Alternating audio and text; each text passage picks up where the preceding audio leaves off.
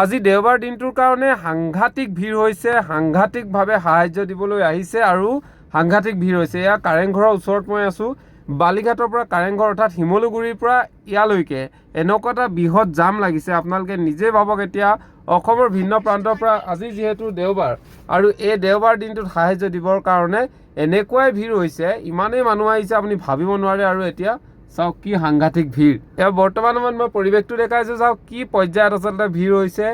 এতিয়া এইটো যিটো মেইন ৰাস্তা আমাৰ, এই পথটোতে এতিয়া সাংঘাতিক ভিৰ, বৃহৎ আকাৰৰ পথটো। তেনেহ'লে ভিতৰবোৰত এতিয়া সাহায্য দিবলৈ যাওঁতে হয়তো অলপ হাৰাশাস্তিৰ সন্মুখীন হ'ব লাগিব। পুৱাৰ ভাগৰ পৰাই যথেষ্ট ভিৰ হৈছে, যথেষ্ট ভিৰ হোৱা পৰিলক্ষিত হৈছে।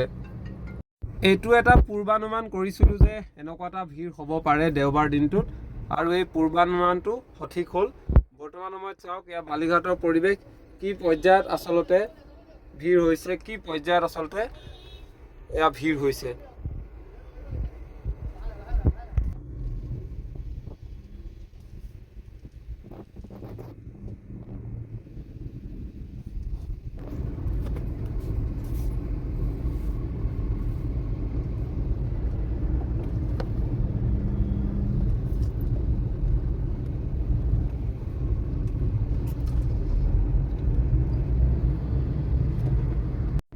এয়া সাহায্য দিবলৈ অহা গাড়ীৰ ভিৰ, আপোনালোকে ভাবক কি পৰ্যায়ত আজি দেওবাৰ দিনটোত সাহায্য দিবলৈ আহিছে আৰু কি ধৰণে এতিয়া নাজিৰা শিমলুগুৰিৰ চাৰিওফালে এতিয়া সাংঘাতিকভাৱে ভিৰ হোৱা পৰিলক্ষিত হৈছে, সাংঘাতিকভাৱে যান জঁট হৈছে।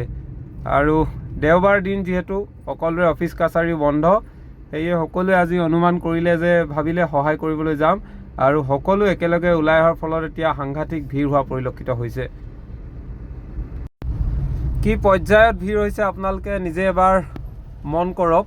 মই এইকাৰণে দেখাই আছোঁ কাৰণ এই ভিৰটোত এতিয়া মানুহে সহায় কৰিবলৈ আহিও যথেষ্ট সমস্যাৰ সন্মুখীন হ'ব। আৰু বৰ্তমান সময়ত আমি দেখিছোঁ বিভিন্ন প্ৰান্তৰ লোকসকলে নিজেই ট্ৰেফিক পুলিচৰ তেওঁলোকে ৰুল প্লে কৰিব লগা হৈছে।